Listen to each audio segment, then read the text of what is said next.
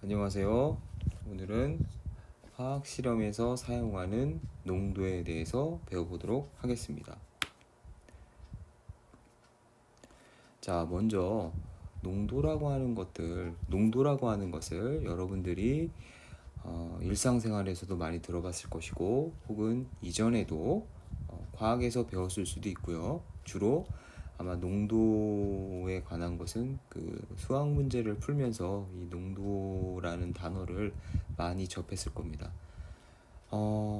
일단 화학 실험을 하기 위해서는요, 여러분들이 원하는 농도를 제조할 수 있어야 되거든요. 그런 의미에서 우리가 농도를 배운다는 것은 아주 기초적이고 기본적인 일일 것입니다. 자, 농도는 다른 게 아니라 용액 속에 용질이 얼마나 들어있느냐를 우리가 농도라고 합니다. 진하기의 정도라고 얘기할 수 있겠죠. 자, 용액이라는 것은 용매와 용질로 이루어져 있습니다. 자, 이것은 이미 들어봤을 겁니다. 용매라고 하는 것은 용매와 용질을 사실 정확히 구분하기가 쉽지가 않은데요. 그냥 간단한 예를 들어본다면 소금물을 예를 들어볼게요. 자, 소금물 같은 경우 소금물은 용액이죠. 근데 소금물은 어떻게 만들죠? 소금과 물을 가지고 만듭니다. 자, 여기서 용매와 용질이 갈리는데요. 여기서 용매는 물이고요. 용질은 소금입니다. 주로 우리 이렇게 표현을 합니다. 용매는 녹이는 아이, 용질은 녹임을 당하는 아이를 얘기를 합니다. 자, 그러면 우리 농도라고 하는 것은 결국 용액 속에 용질이 얼마나 들어있느냐를 따지는 건데, 지금 선생님이 여러분들한테 그림을 제시를 했습니다. 자, 4개의 비커에 똑같은 양의 용액이 있습니다. 하지만 지금 색깔을 보았을 때 여러분들 눈치를 챘을 걸로 생각을 합니다. 맨 왼쪽에 있는 비커가 가장 연한 것으로 보아 용액 속에 들어있는 용질의 양이 상대적으로 가장 적어 보이죠. 이럴 때 농도가 낮다라고 얘기를 합니다. 자, 그런데 오른쪽으로 가면 갈수록 비커의 색깔이 진해지고 있죠. 용액에 들어있는 용질의 양이 상대적으로 많아서 그렇게 된 거겠죠. 자, 농도가 진하다라고 표현을 합니다. 자, 여기서 농도가 연하다, 진하다라고 표현을 하는 것은 상당히 주관적일 수 있고 되게 상대적이잖아요. 그리고 이런 표현을 우리가 정성적인 표현이라고 합니다. 대략적으로 표현을 하는 건데요. 사실 우리 화학 실험을 하기 위해서는 농도를 양으로서 표현을 해야 됩니다. 그 농도를 양으로서 표현하는 방법이 여러 가지 방법이 있는데요. 자, 그 중에 우리가 알아야 될 것이 바로 퍼센트 농도입니다. 자, 퍼센트 농도는 많이 들어봤죠. 주로 과학에서보다는 아마도 수학 문제에서 많이 들어봤을 거예요. 아마 초등학교나 중학교 때 이 퍼센트 농도가 나오는 수학 문제는 아마 여러분들을 좀 곤욕스럽게 했던 그런 문제였을 거예요. 선생님도 많이 어려워했었고, 화학에서도 물론 이 퍼센트 농도를 상당히 자주 사용을 합니다. 자, 퍼센트 농도는 쉽게 얘기해서 아까 농도라고 하는 것은 용액 속에 용질이 얼마나 들었느냐를 농도라고 했잖아요. 자, 퍼센트 농도는 용액 속에 녹아있는 용질의 질량을 백분율로 나타낸 농도를 우리가 퍼센트 농도라고 합니다. 자, 여기서 퍼센트 농도를 구하는 방법 아마 여러분들 알고 있을 겁니다. 용액 전체의 질량 분의 용질의 질량에 곱하기 100을 하면 퍼센트 농도가 나오게 됩니다. 자, 여기서 중요한 키워드가 2가지가 있는데요. 일단 질량이라는 키워드가 있고 백분율이라는 키워드가 있습니다. 퍼센트 농도는 여기에 나와 있듯이 질량 차원에서 계산을 한 겁니다. 질량 차원에서 얘네들을 100등분을 했을 때 얼마의 비율로 용질이 들어있느냐를 나타낸 것이 바로 퍼센트 농도입니다. 그래서 퍼센트 농도 하면 딱 생각해야 될 거 2가지, 질량과 그 다음에 백분율. 100등분을 했다는 얘기죠.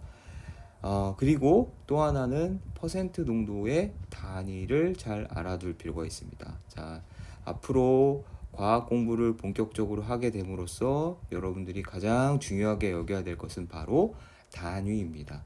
이 단위를 단위만 정확하게 알고 있어도 벌써 과학은 굉장히 쉬워지겠습니다. 네.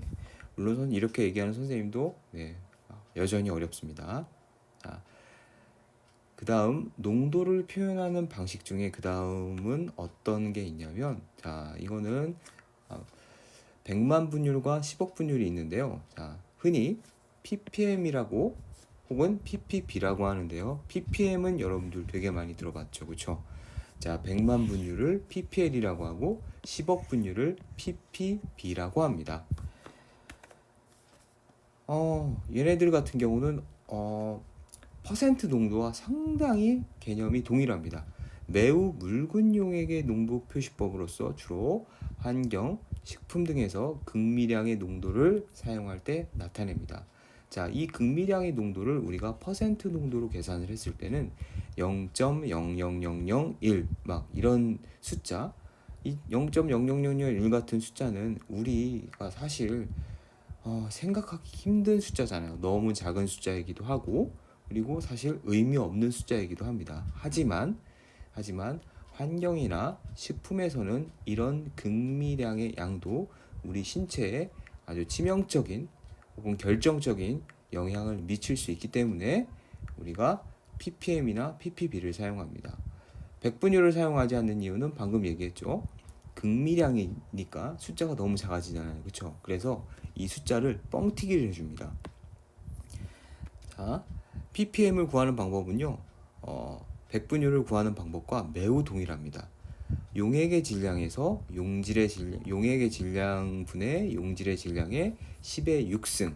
자, 100만 분율이라고 했잖아요. 얘는 100만 등분을 한 겁니다. 자, 그래서 100만 등분을 해서 마치 조금 그 숫자가 커 보이게끔 해주는, 숫자를 뻥튀기 시켜주는 역할을 합니다.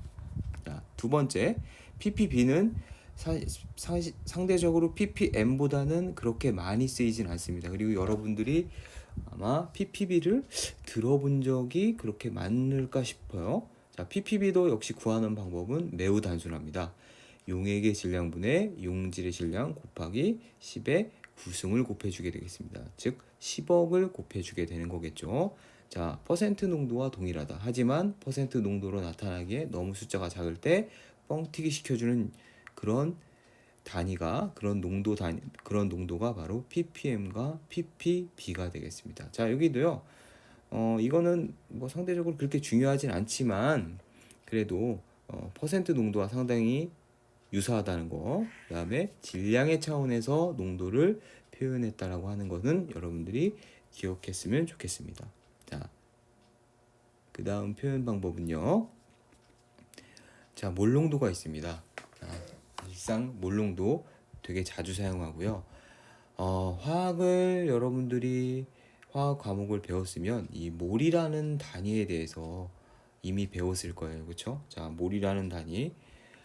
몰이라는 거는 뭐 사실 이 몰이라는 것 때문에 몰이라는 개념을 생각하지 못해서 화학을 포기하는 사람들이 굉장히 많습니다. 선생님이 가르친 학생들 중에서도 결국 이 몰에 대해서 이해가 굉장히 힘들어서 화학을 포기하는 그런 경우가 많아요. 자, 몰은 다른 게 아닙니다. 몰은 화학에서 쓰는 숫자입니다. 입자를 세는 숫자의 단위라고 그냥 보면 되고요. 자, 몰수라는 건 그냥 숫자라고 생각을 하세요. 입자의 개수라고 생각을 하면 됩니다. 자, 몰농도 역시 농도긴 농도인데 몰로서 나타낸 농도예요. 자, 요거는 보게 되면 용액 1리터 속에 들어있는 용질의 몰수. 자, 다시 표현을 하면 일정 부피 속에 들어있는 용질의 개수를 바로 몰농도라고 합니다. 아까 같은 퍼센트 농도나 ppm이나 ppb 같은 경우는 질량의 차원에서 농도를 표현했다라고 하면 이것은 개수의 차원에서 표현을 한 겁니다. 몰농도를 구하는 방법 간단해요. 자, 선생님이 아까도 얘기했지만 여러분들이 물리량을 배울 때 반드시 기억해야 될 것이 바로 단위입니다. 이 단위만 명확하게 기억을 하고 있으면 사실상 몰농도나 앞으로 배우게 될 몰랄농도나 혹은 대학교 가서 화학을 전공하게 되고 화학 실험을 자주 할 때 또 쓰이는 노르말 농도라고 하는 것들이 있습니다. 그런 것도 역시 이 몰수, 입자의 수, 일정한 부피 혹은 일정한 질량에 들어있는 몰수로서 나타내는 농도의 표시 방법입니다. 자, 여기서 기억해야 될 거는 몰을 몰 퍼 리터죠, 그렇죠? 자, 단위를 보면 그 물기량의 본질이 나오게 됩니다. 자, 몰이라고 하는 것은 선생님 뭐라 그랬죠? 숫자를 의미한다 그랬죠. 근데 여기서는 어떤 숫자를 의미합니까? 용질의 숫자를 의미합니다. 용질 분자수 혹은 용질 입자수를 의미하고요. 퍼라는 것은 나누다라는 의미예요. 몰을 숫자를 나눠요. 뭘로 나누냐? 리터로 나눕니다. 자, 이 리터는 뭐의 단위죠? 네, 부피의 단위죠.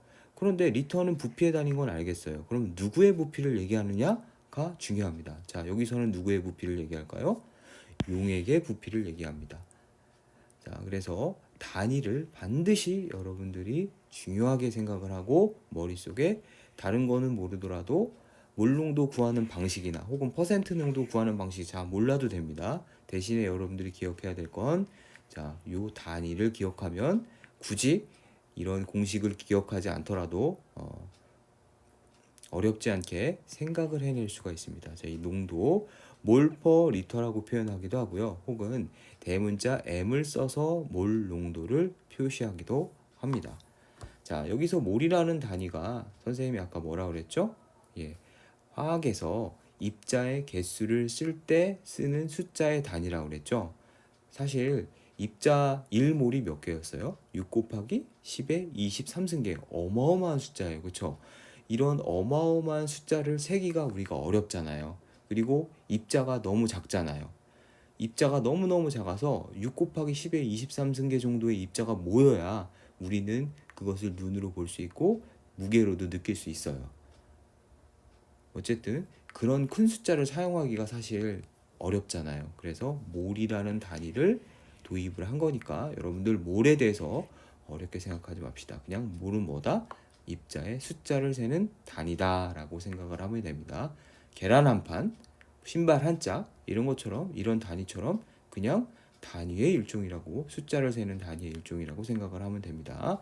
자, 그 다음에 몰농도 외에 또 뭐가 있느냐? 이름이 상당히 비슷해요. 몰랄농도라고 합니다. 자, 몰랄농도도 역시 몰수, 뭐의 몰수? 용질의 몰수, 즉 용질이 몇 개나 들어있느냐를 따지는 표시 방법인데요. 아까 몰농도와는 약간 표기 방법이 다른데요. 몰농도에는 용액 1리터 속에 들어있는 용질의 몰수였잖아요. 자, 몰랄농도는 용매 1kg 안에 들어있는 용질의 몰수입니다. 자, 그래서 구하는 방법 생각해보면 용질의 몰수를 용매만의 질량으로 나눕니다. 그래서 단위에 중요하게 생각하라고 했죠. 자, 단위는 몰 퍼 킬로그램입니다. 자, 몰을 나눠요. 뭘로? 킬로그램으로 나눠요. 자, 단위를 기억하고 있다가 몰랄농도 어떻게 구하는 거지? 단위를 한번 기억해 볼까? 몰 퍼 킬로그램. 몰을 킬로그램 질량으로 나누는데 이 몰은 개수인데 누구의 개수지? 용질의 개수지. 자, 용질의 개수를 나눠. 근데 킬로그램은 질량의 단위인데 이거는 누구의 질량이지? 용매의 질량이죠. 그쵸? 자, 그것만 확실하게 알고 있으면 몰랄 농도도 그렇게 어렵지 않습니다. 자, 여기까지 사실 농도는 퍼센트 농도, ppm, ppb, 몰 농도, 몰랄 농도를 우리가 지금까지 선생님 몇 가지 농도를 얘기하긴 했지만 이것 이외에 더 많은 종류의 농도가 있습니다. 더 많은 농도를 표기하는 방법들이 있어요. 하지만 여기까지만 선생님은 여러분들한테 얘기를 하겠습니다. 자, 이 정도만 알아도 우리 원하는 농도의 용액을 제조하는 데는 무리가 없다라고 생각을 합니다. 자, 그러면 좀 더 이해를 쉽게 하기 위해서 잠시 후에 농도에 관한 문제 몇 가지를 선생님과 풀어보도록 하겠습니다.